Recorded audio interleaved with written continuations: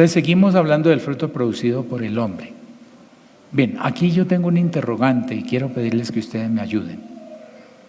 Hablando de autoridad, piense en autoridad. ¿Qué es autoridad? Piense algo, ¿ya pensó? ¿Estará bien esta gráfica para ilustrar autoridad?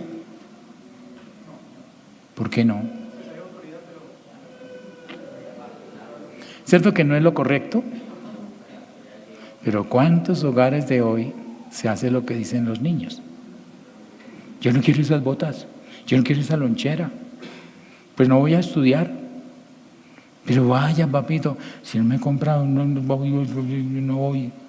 Bueno, tome y vaya. Él es el que maneja a los adultos. Usted no hace, usted sí hace. Y el Señor dice, yo no quiero ir. Vamos, que es un paseo rico, que vamos a tomar, vamos a comer, No quiero. Bueno, no vayamos porque el niño no quiere. ¿Con quién lo dejamos? Por el otro lado tenemos sujeción. ¿Qué es sujeción? Ya lo mencionamos, que tiene que ver con cuidado, protección, desarrollo. ¿Sí? Pregunto yo, ¿sería una buena gráfica de sujeción? ¿Por qué no? Se nota que le hace mucho caso. No, pareciera más bien que aquí estamos ante dos cuadros diferentes que nada tienen que ver con esa estructura de la que estamos hablando. Uno, el autoritarismo lo definen como el que ejerce completo o casi completo control sobre el comportamiento de otros. Eso es autoritarismo. No va. ¿Por qué? ¿Por qué no? Y quite aquí. Está bien. Eso no es autoridad, es autoritarismo, ¿no? ¿Qué edad tiene el niño? ¿A qué edad se le pueden dar normas? ¿A qué edad ya no se le pueden dar normas? Imponerlas. Hay que negociar. Ya no es un niño, es un adolescente, es un joven, es casado. ¿Cómo es que quiere seguirlo mandando como si fuera un niño chiquito? No anule la voluntad de su hijo. No piense por él, enséñelo a pensar desde pequeñito. Que cuando llegue grande usted va a decir, mijito, de aquí para allá, usted maneja la pítica. Yo antes elevaba la cometa, ahora le toca a usted porque forma un hogar. Vaya a ver. No, es que no tengo problemas, yo me quiero devolver. No, mi amor. Vaya, usted tiene esposo. Pero es que ¿para qué lo escogió, mamita? Vaya, arregle las cosas, ¿no? Pero ese papá que dice, venga, que aquí no le falta un plato de sopa, está rompiendo un hogar y el Señor dijo que lo que Dios unió no lo separa el hombre. No es que no se pueda romper, claro que sí, pero la recomendación es no lo separe. El servilismo, por el otro lado, es la tendencia exagerada a servir o satisfacer ciegamente a una autoridad. Como es mi patrón, patroncito, y se tira al piso a besarle los pies. ¿Eso es sujeción? No, eso es servilismo, ¿no? Hermano, usted tiene que aprender a comunicarse asertivamente. Es decir, que si tiene que decir no al patrón, hay que decir no, pero no con pelea, ni con truanería, ni rompiendo casetas de Transmilenio. Hay que decir no, pero de una manera que usted pueda ponerse en los zapatos del otro con empatía, con precisión, entonces decir no. No hay que pelear para decir no. Usted puede decir no con una sonrisa en su rostro, como puede decir sí con una cara agria, ¿no?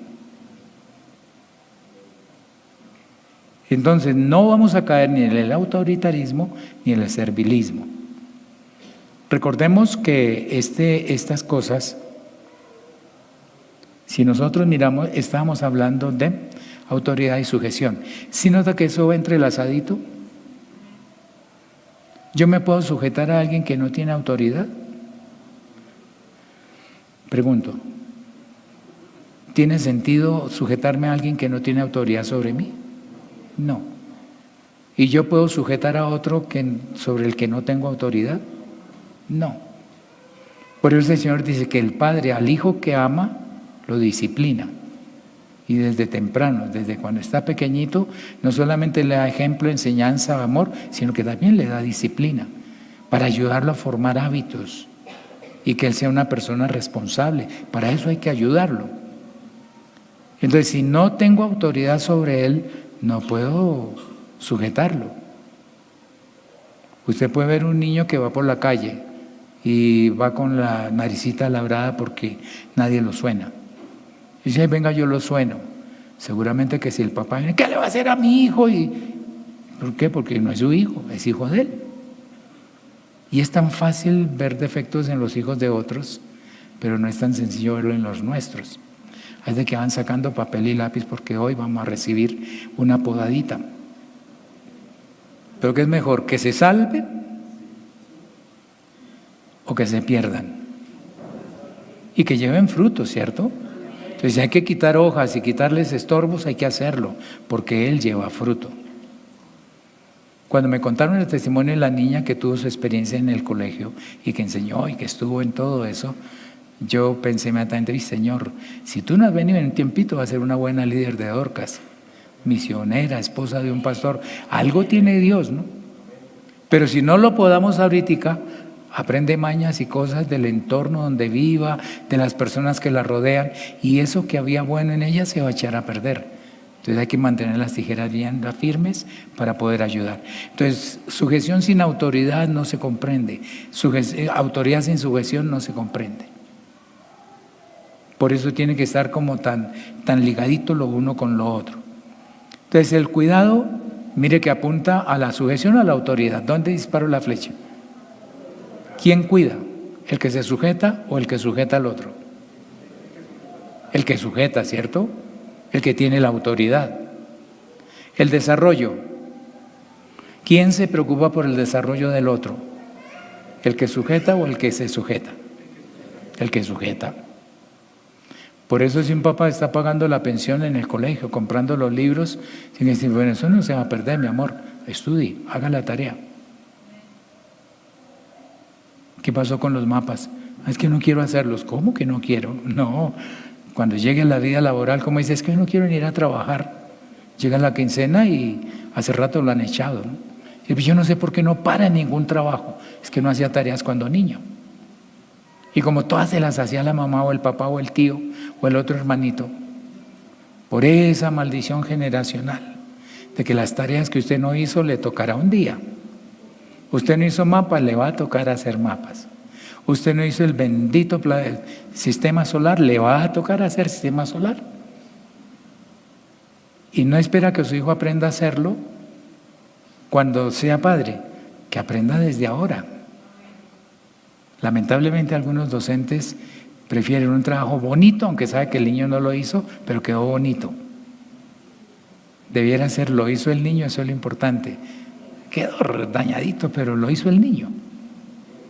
Hay una anécdota en el ámbito educacional que cuenta que un niño de preescolar, un domingo fue con el papá al parque y el papá le mostró, mire mi amor, el árbol, y le mostró los árboles.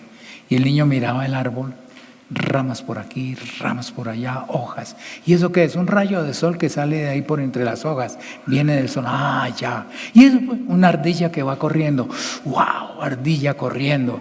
Y el niño llegó el lunes a clase contento. Y la profesora dijo, pinten un árbol, dibuje un árbol. El niño dijo, Y cogió su lápiz y rama, hojas, rayo de luz, ardilla corriendo. Cuando la profesora vio todas esas raíces, ¿y esto qué es? Un árbol. No, señor, un árbol es así. Y mi papá es más mentiroso.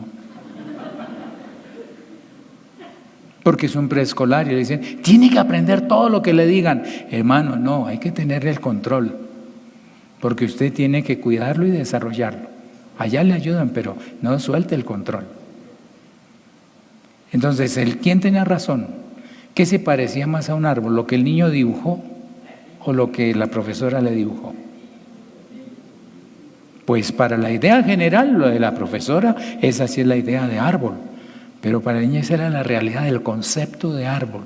Y le cercenaron la creatividad porque la profesora quería que hiciera el dibujo que todo el mundo hace. Dios nos ayude para que nosotros contribuyamos en el desarrollo por la autoridad que Dios nos ha dado. Y en cuanto a esto de protección, ¿quién protege a quién? ¿El que tiene la autoridad o el que se sujeta? Claro, tiene que proteger.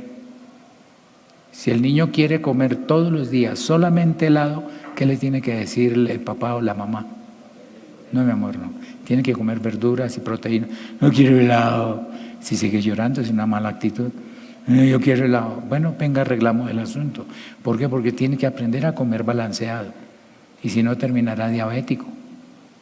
Y va a tener una vida trágica. ¿Por qué? Porque no lo ayudaron cuando era el momento. Entonces, ¿qué le queda al que se sujeta? El servicio, ¿quién lo debe ejercer? ¿La autoridad o el que se sujeta? Qué bueno que dijeron ambos, ¿sí? Dijeron ambos. Pero resulta que el servicio de la autoridad es cuidando, desarrollando, protegiendo. El de que se sujeta es diciendo, ¿qué quiere que yo haga? Yo sé que ustedes de pronto dicen, hermano, eso no me suena tan convincente. Entonces, para eso tiene uno la palabra de Dios. Primero Reyes 19 al 21. Yo se lo leo. Resulta que Dios había encontrado a Elías que estaba triste, aburrido, con una depre terrible. Se ha echado a morir debajo de un enebro. Y vino el Señor y le dijo, ¿qué haces aquí, Elías? Ay, Señor, yo no soy mejor que mis padres, déjame morir aquí. No solamente quedo yo y ya todos los demás son siervos de Baal. Y el Señor le dijo, no le peleó, no le dijo nada, le mandó un ángel, levántate, come y bebe. Comió, bebió y a dormir. Volvió y lo llamó la segunda vez. Levántate, come y bebe porque el largo camino te resta. Se levantó, comió y bebió, ya no se volvió a dormir sino a caminar. Y en cambio de caminar hacia donde Dios quería que fuera, se fue alejando más. Y llegó a una montaña y se escondió allí y el Señor le dice, ¿qué haces aquí, Elías? Te di fortaleza para que caminaras a ministrar entre el pueblo. Señor, que quedé solo, no hay más. Ay, me he reservado 7,000 varones que no han doblado su rodilla ante Baal. ¿Te sientes tan único? Bueno, devuélvete. Y vas a nombrar a 3 para que te reemplacen. Dentro de esos 3 había uno que era Eliseo, el hijo de Safat, de Abel Meola. Dijo, tú lo vas a ungir a él para que sea profeta en tu lugar. Dios lo reemplazó. Reemplazó a un profeta nombrado, 2 reyes y un profeta. Hermanos, si Dios necesita nombrar a 15 para reemplazarlo a usted, no hay problema. Él tiene muchos servidores, ¿no? Entonces no nos sintamos tan última gaseosa en el desierto, ¿no? Bien, entonces después de que Dios le dio la razón y llegó, dice, partiendo él de allí, halló a Eliseo hijo de Safat, que araba con 12 yuntas delante de sí, y él tenía la última. Y pasando Elías por delante de él, echó sobre él su manto. El manto identificaba al profeta, así como el manto en el Nuevo Testamento identificaba al ciego. Aquí el profeta tenía un manto que era como símbolo de esa autoridad. Y entonces pasó el manto sobre Eliseo. Entonces Eliseo, dejando los bueyes, vino corriendo en pos de Elías y dijo, te ruego que me dejes besar a mi padre y a mi madre y luego te seguiré. Y le dijo, ve, vuelve, ¿yo qué te he hecho? No le dijo más. Y se volvió y tomó un par de bueyes y los mató. Y con el arado de los bueyes coció la carne y la dio al pueblo para que comiesen. Hizo una fiesta. Pero de paso acabó con el arado. Ya no soy más agricultor, soy un pichón de profeta. Voy a comenzar, no sé cómo es, pero aunque tenía una industria agropecuaria grande, 12 yuntas de bueyes, y él iba con la última y era un hombre que tenía mucho futuro en el agro. Pero dijo, no, hasta aquí llegamos, ¿no? Tenemos un grupo de hermanos que están integrando ese equipito ese equipo de prospectos para postulación al ministerio. Y son profesionales. Pero necesito decir, hermano, cuando el Señor requiera que vayamos al ministerio, me quito el título y lo que sea y a servirle al Señor. Porque más que el buen puesto que tienen ahorita, saben que su mirada está en el reino de los cielos. Entonces eso fue lo que hizo Elías. rompió el arado, lo quemó, lo asó, cocinó los bueyes y coman. Hasta aquí llegué, chao, chao. Después se levantó, oiga esto, y fue tras Elías y le servía. No le discutía, no le peleaba, le servía. De ahí para allá, ¿quién cargaba la maleta? ¿Elías o Eliseo? No, déjeme, yo le cargo. ¿Quién lavaba la ropa? Le servía. Si había que cocinar, ¿quién cocinaba? Eliseo. ¿Y usted ser un industrial del agro se fue a ser servidor de un profeta? Usted está loco. Pero él dijo, no, es que lo que yo sentí cuando el manto pasó, debe ser que Dios ya lo estaba preparando para que cuando viniera ese momento de confirmarle el llamamiento, wow, eso es lo que yo he sentido, Señor, necesitamos que este pueblo se oriente bien. Y no es produciendo más comida, es enseñándolos a depender de ti. Y entonces se fue con Elías y le servía. La relación es esa, servir. Por eso cuando alguien tiene autoridad y sabe que el otro debe servir, si se descuida puede incurrir en la imprecisión de abusar de esa actitud de servicio y tratar de convertirlo en una persona servil. Que venga con excesos, a besarle los pies, a hacer todo, y no le dice, no, tranquilo, no, yo hago eso, no se preocupe. Hermano, que yo quiero ayudarle. Sí, gracias, está muy bien, pero no me quiero anular, ¿no? Para que no esté como corriendo que si hizo, ¡ah! ¿Qué pasó ya? No, no es servilismo, es servir. Entonces dice, vamos a llevar esto, vamos a hacer aquello. Sí, Señor, y yo voy adelante, ¿no? Pero el profeta, en el momento ya final del ministerio, le dijo a Eliseo, dijo, quédate aquí que yo me voy para Betel. Betel, la ciudad luz, ¿no? Dijo, no, vive Jehová, vive tu alma, que yo no me quedaré. Quédate aquí que yo me voy, ¿qué es? Ya estás listo, quédate profetizando aquí, yo voy para allá. No, vamos, yo te seguiré. Bueno, camine. Llegaron allá, quédate aquí que yo voy para Jericó. Jericó es tipo del mundo, ¿no? Está bien ir a la ciudad luz, como dijo Jacob cuando ungió la piedra y después volvió a Betel. ¿Qué dijo? El Betel, el Dios de la casa de Dios. Entonces era una ciudad importante. En cambio Jericó, sus muros fueron destruidos y después se había dicho, el que reconstruye esta ciudad echará los cimientos sobre la sangre de su primogénito y pondrá los postes de las puertas sobre la sangre de su hijo menor. Y algún vándalo lo hizo y le tocó y no se dio cuenta que estaba cumpliendo la profecía.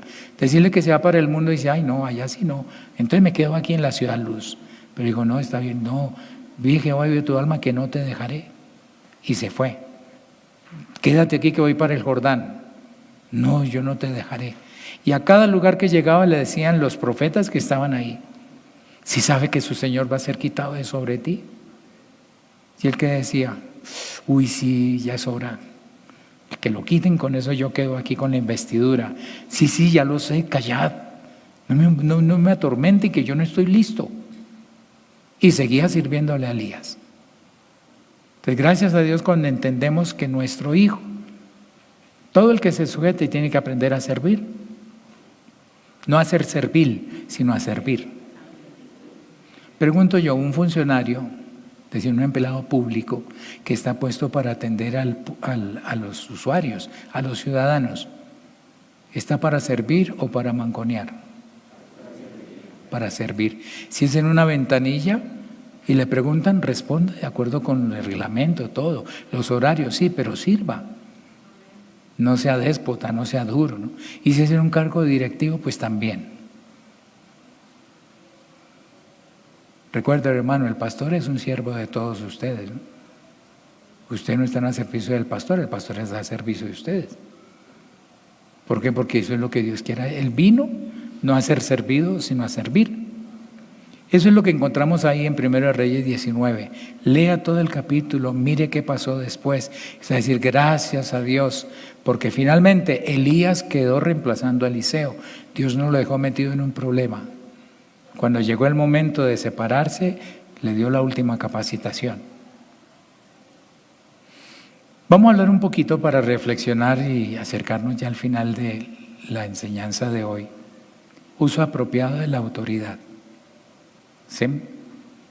En el libro segundo de Crónicas, capítulo 26, no se preocupe, yo les leo algunos apartes que necesitamos y usted siga allá con su atención. El verso 3 dice: de 16 años era Uzías cuando comenzó a reinar. Hemos tenido problemas con el internet y gracias a Dios por los hermanos que hacen todo el esfuerzo para que no perdamos la buena comunicación. Entonces les sigo leyendo. De 16 años era Uzías, hablando del rey Uzías. ¿Alguno de ustedes recuerda cuál fue el rey que le sirvió como referencia a Isaías cuando él dijo: en el año en que murió el rey Uzías? En cambio de estar, no, lástima, porque se echó a perder, pobrecito, no. Él estaba en el templo y ahí tuvo su experiencia con Dios. Pero era un rey que hizo huella. Entonces mire lo que dice la palabra. De 16 años era Uzías cuando empezó a reinar y 52 años reinó en Jerusalén. El nombre de su madre fue Jecolías de Jerusalén. Note que por ahí hablamos de otros reyes que reinó un año, unos meses, y lo mataron. ¿Por qué? Porque eran de Israel y eran malos, pero este no. Dice: e hizo lo recto ante los ojos de Jehová, conforme a todas las cosas que había hecho Amasías su padre. Y persistió en buscar a Dios en los días de Zacarías, entendido en visiones de Dios. Y en estos días en que buscó a Jehová, Él lo prosperó. Entonces tenemos un Uzías a quien Dios está prosperando. Verso 6. Dice que Uzías salió y peleó contra los filisteos y rompió el muro de Gad y el muro de Jabnia y el muro de Asdod y edificó ciudades en Asdod y en la tierra de los filisteos. Conquistó a los enemigos. Dios le dio ayuda contra los filisteos, contra los árabes que habitaban en Gurbat y contra los amonitas, enemigos de Israel.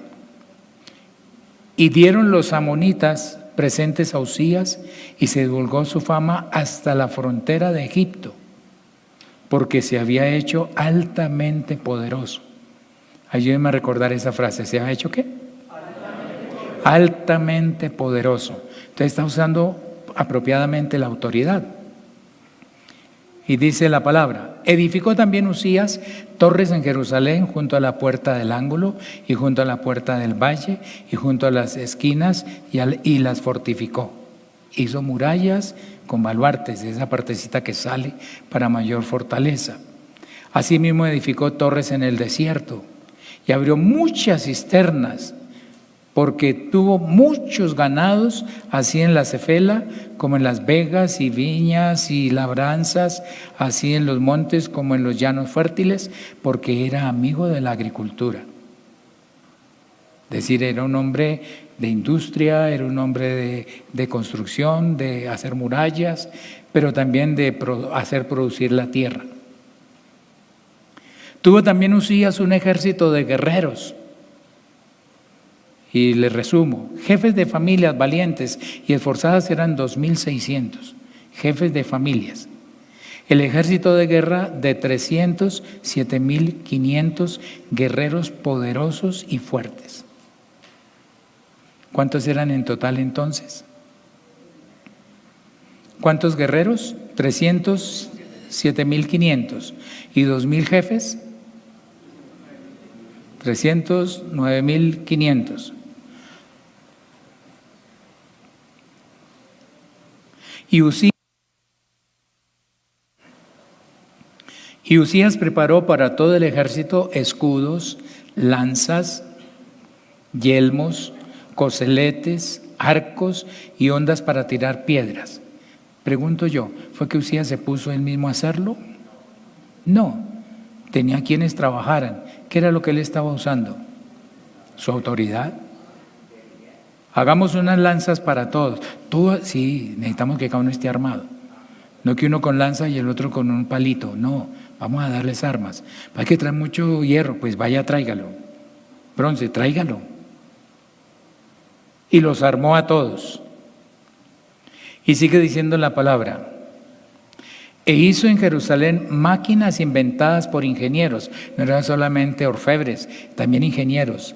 Hicieron máquinas inventadas por ingenieros para que estuviesen en las torres, en los baluartes, para arrojar saetas, ballestas inmensas y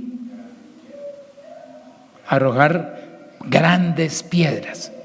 Entonces, mire, ¿quién se inventó las ballestas? Muchos copiaron y tuvieron, los romanos tuvieron. Mucho antes de ese imperio romano, ya Usías lo ha inventado. Las ballestas gigantes, mira aquí un hombre al pie de la ballesta. Aquí hay unos niños en la torre como para mirar el que son objetos reales. Entonces todo eso lo tenía. Total que estaba usando la autoridad muy bien. Pero ¿qué pasó después? Entonces vino el uso equivocado de la autoridad. Íbamos tan bien. Y el verso 16 dice, mas cuando ya era fuerte, su corazón se enalteció para su ruina. ¿Por qué? Porque se rebeló contra Jehová su Dios, entrando en el templo de Jehová para quemar incienso. Entrando en el templo de Jehová para quemar incienso en el altar del incienso. ¿Pero qué tiene de malo? Si es quemar incienso para Dios y es en el altar del incienso, no es en otra parte. Ahí está en 2 de Crónicas 26, 16. Pero cuando ya era fuerte, su corazón se enalteció para su ruina.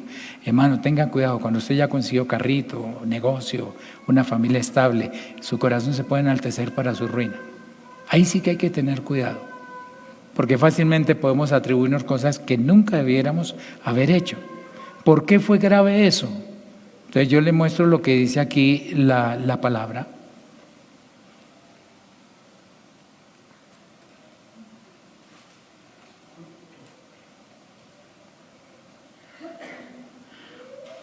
Entró a ofrecer incienso en el altar del incienso y entró tras él el sacerdote Azarías y con él 80 sacerdotes de Jehová, varones valientes. Eran sacerdotes, pero era gente valiente. Enfrentarse a un rey tan poderoso no es tan fácil.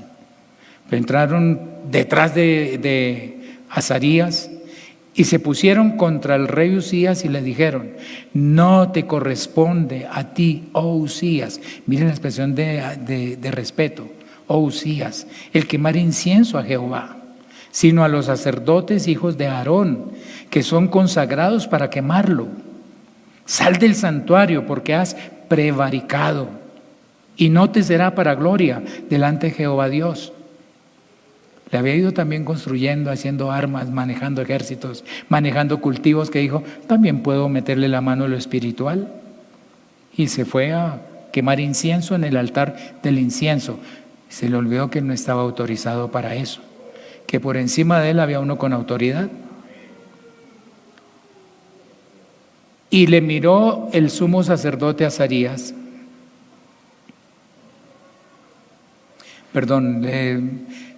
entonces Usías, teniendo en la mano un incensario para ofrecer incienso, se llenó de ira. ¿Por qué será que cuando nos corrigen nos da ira? Ellos que le están diciendo, no le toca, quieto, no mueva ese incensario, no lo haga. Pero como era el rey poderoso, se llenó de ira. Y en su ira contra los sacerdotes, no era contra Dios, era contra esos sacerdotes metiches aquí que no me dejan hacer lo que yo quiero, yo soy el rey. Contra los sacerdotes, la lepra le brotó en la frente, delante de los sacerdotes en la casa de Jehová, junto al altar del incienso. Un inmundo no podía ni acercarse a metros al atrio, pero este estaba ahí en el lugar santo, al pie del altar del incienso, y ahí le brotó la lepra. Y le miró el sumo sacerdote Azarías y todos los sacerdotes, y aquí la lepra estaba en su frente. Y le hicieron salir apresuradamente de aquel lugar. Y él también se dio prisa a salir, porque Jehová le había herido. Así, el rey Uzías fue leproso hasta el día de su muerte. Y habitó leproso en una casa apartada, por lo cual fue excluido de la casa de Jehová, y Jotam su hijo tuvo a cargo la casa real, gobernando al pueblo en la tierra. Los demás hechos de Uzías, primeros y postreros, fueron escritos por el profeta Isaías, hijo de Amós. Y durmió Uzías con sus padres, y lo sepultaron con sus padres en el campo de los sepulcros reales, porque dijeron, leproso es. Y reinó Jotam su hijo en lugar suyo. Dios lo tuvo que reemplazar, porque estaba muy viejo. No, se envaneció y le pareció que podía usurpar lo que Dios no le había autorizado. ¿Cómo es de importante mirar qué me permite Dios, qué sí y qué no? ¿Cuál es el propósito de la autoridad ministerial? Usted como padre para con sus hijos, como esposo con su esposa, etcétera, como esposa con su esposo. ¿Cuál es el propósito? 1, perfeccionar a los santos para la obra del ministerio. Bueno, si yo como pastor de la Iglesia Central de Bogotá no procuro perfeccionarla a usted, le estoy fallando a Dios. ¿Qué me toca entonces? Es que no quiere tener problema porque es que esa hermana es tan problemática. Después va a estar diciendo por ahí, no, me toca correr el riesgo. Y tomar las tijeritas y decir, hermana, hay que cortar esta ramita, hay que cortar esta hojita, hay que sacar esto para que la vid pueda crecer y se pueda desarrollar. Está dando un fruto que no es pura llama, pura hoja. No, vamos a llevar fruto. Entonces, perfeccionar a los santos para la obra del ministerio. Para la edificación del cuerpo de Cristo hasta llegar a la unidad de la fe y del conocimiento del Hijo de Dios. Tengo que contribuir para que usted conozca al Señor Jesucristo. 3, hasta que llegue a la plenitud, a la estatura de la plenitud de Cristo, a la madurez y la solidez doctrinal. Por eso es necesario predicar la palabra y corregir lo que esté deficiente, usando desde luego la misma palabra. 4, la obediencia a la verdad en amor y el crecimiento integral en Cristo. Es decir, que todas sus áreas se vayan perfeccionando. Yo estoy pensando como pastor, pero tengo que pensarlo como esposo, como padre. Perfeccionarlos para todo esto. 5, la unión de todos los miembros por todas las coyunturas, para ir llevando un crecimiento y edificándose en amor. Crecimiento y edificación en amor. No es para un grupito en particular, sino para todo el cuerpo. A veces los hermanos quisieran que dejemos regados a los que no quieren y sigamos con los que sí son buenecitos. No, es ir con todos. Vamos acercándonos a la conclusión. ¿Estamos manejando bien los procesos de autoridad y sujeción? Yo me pregunto, ¿estamos manejando bien? Piense en sus hijos, en su esposa. ¿Usted está manejando bien la autoridad? Hermana, ¿usted está manejando bien la sujeción? ¿Usted respeta, sirve? ¿O usted quisiera manejarlo a él? ¿Quién maneja autoridad y sujeción? ¿Entre quiénes se establece? Note que eso de cuidar, proteger y desarrollar, cuidar, desarrollar y proteger, desarrollar y cuidar, eso siempre Dios lo espera que lo haga el más fuerte con el más débil, el esposo con la esposa, el padre con el hijo, el patrón con el amo, con el obrero, el amo con el siervo. Hoy nosotros lo entendemos mejor como patrón y obrero. ¿Cuál es la función del patrón? ¿Exprimir al obrero y sacarle hasta lo último sin atender su desarrollo? No. En el orden de Dios es que lo cuide, lo protege y lo desarrolle. Por eso cuando un patrón hace bien su labor, le dice, vaya, hágase este curso, haga esta especialización, nosotros le pagamos el 30%, le pagamos tanto, porque le sirve y nos sirve. Firmamos un convenio y usted viene, trabaja con nosotros un tiempo, que compense que la empresa invirtió y todos vamos a estar contentos. Después sí se puede ir para otra empresa si quiere. Y cuando mira que este buen trabajador se le puede ir, le sube el salario a ver si se queda, ¿no? ¿Por qué? Porque lo está cuidando, lo está protegiendo. No es cada vez que le hago una huelga, es que tiene que responder. No es algo que tiene que venir de parte de Dios a través de quien tiene la autoridad. No usurpar, como le pasó a Usías, no tenía autoridad para ofrecer incienso y se puso a ofrecer incienso. Terminó leproso hasta la muerte. Pero tampoco soltar la autoridad que nos han entregado. Y hay una llavecita interesante de someteos unos a otros en el temor de Dios. El sometimiento es rendir mi voluntad a la voluntad de otro. Así yo lo sujete, pero es el momento de rendir, bueno, está bien, vamos a hacerlo como usted dijo, se puede, pero en el temor de Dios. Abraham no sabía si echar al muchacho al desierto con todo y mamá o no. Y el Señor le dijo, hazle caso a Sara. Y entonces le tuvo que hacer caso. Pero Sara no, de ahí para allá no fue la ama de Abraham, no, lo siguió llamando Señor.